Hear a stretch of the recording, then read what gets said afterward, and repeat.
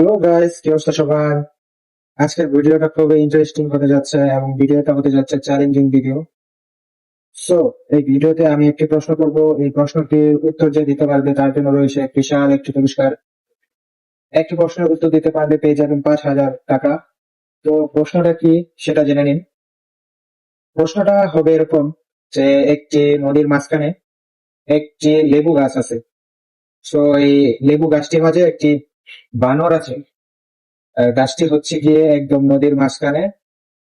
আপনি আছেন নদীর এপারে। এখন আপনি ওই লেবু গাছ থেকে আপনি কি করে লেবুটি আনবেন? এখানে আপনি নদীতে সাঁতার দিয়েও যেতে পারবেন না, কোনো নৌকা দিয়েও যেতে পারবেন না। আপনাকে নদীর পাড়ে দাঁড়িয়েই ওখানে নদীর পাড়ে দাঁড়িয়েই নদীর মাঝখান থেকে লেবু আনতে হবে।